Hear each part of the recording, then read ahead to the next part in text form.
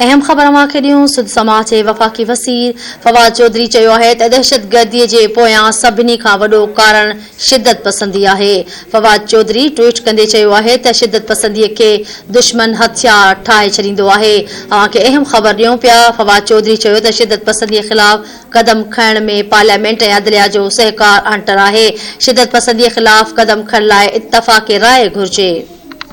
अव्हांखे आगाह कयूं पिया। सुध समाज जे वफ़ाक़ी वज़ीर फवाद चौधरी चयो आहे त दहशतगर्दीअ जे पोयां सभिनी खां वॾो कारण शिदत पसंदी आहे। फवाद चौधरी ट्वीट कंदे चयो आहे त शिदत पसंदीअ खे दुश्मन हथियार ठाहे छॾींदो आहे। फवाद चौधरी चयो आहे त शिदत पसंदीअ ख़िलाफ़ क़दम खणण में पार्लियामेंट ऐं अदलिया जो सहकार अंटर आहे। अव्हांखे आगाह कयूं पिया। वफ़ाक़ी वज़ीर फवाद चौधरी चयो आहे त शिदत पसंदीअ ख़िलाफ़ क़दम खणण लाइ इत्तफ़ाक़ राय घुर्जे।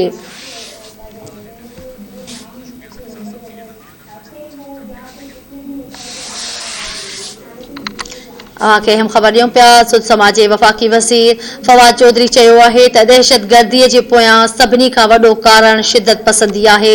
फवाद चौधरी ट्वीट कंदे चयो आहे त शिदत पसंदीअ खे दुश्मन हथियार ठाहे छॾींदो आहे।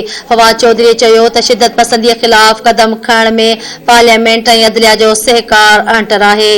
वफ़ाक़ी वज़ीर फवाद चौधरी चयो आहे त शिदत पसंदीअ ख़िलाफ़ क़दम खणण लाइ इत्तफ़ाक़ राय घुर्जे।